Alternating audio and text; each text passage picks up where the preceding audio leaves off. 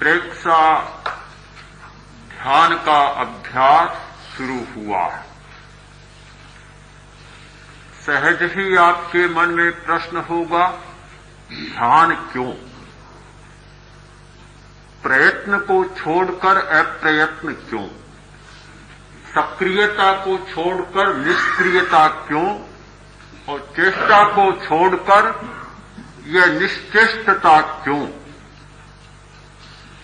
बड़ी कठिनाई से पुरुषार्थी होता है आदमी, बहुत आलसी होता है, मुश्किल से वह पुरुषार्थी होता है, उसका पराक्रम जागता है, प्रयत्न करता है। दुनिया में प्रयत्न करने वालों की अपेक्षा अप्रयत्न करने वाले बहुत हैं। श्रम करने वालों की अपेक्षा श्रम नहीं करने वाले आलसी और अकर्मण्य बहुत हैं।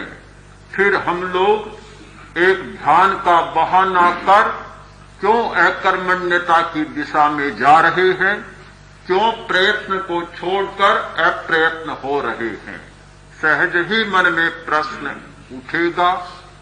स्वाभाविक है, बहुत स्वाभाविक है। यदि हम प्रयत्न और अप्रयत्न को ठीक से समझ लें तो समाधान होगा, और समझने में थोड़ी भ्रांति हुई तो ध्यान के प्रति भी हम भ्रांत हो जाएंगे। प्रयत्न है जीवन की यात्रा को चलाने के लिए। हमारा पराक्रम या श्रम है, कर्म है, जीवन की इस नैया को खेने के लिए, श्वास की मर्यादा को निभाने के लिए। किंतु अप्रयत्न है, वह है जीवन की सच्चाई को पाने के लिए। कर्म जीवन यात्रा के लिए और अकर्म जीवन की सच्चाई को पाने के लिए। प्रवृत्ति जीवन की यात्रा के लिए और अप्रवृत्ति या निवृत्ति जीवन के सत्य को उपलब्ध करने के लिए।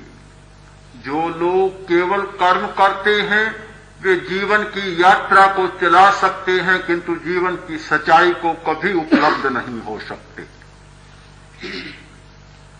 अप्रयत्न करने वाले प्रयत्न को नहीं छोड़ते, ध्यान करने वाले कर्म को नहीं छोड़ते, किंतु केवल कर्म करने वाले ध्यान को छोड़ देते हैं। जो व्यक्ति जीवन की सच्चाई को पाने के लिए अपनी यात्रा शुरू करता है, वह जीवन की यात्रा को चलाने के लिए कर्म भी करता है।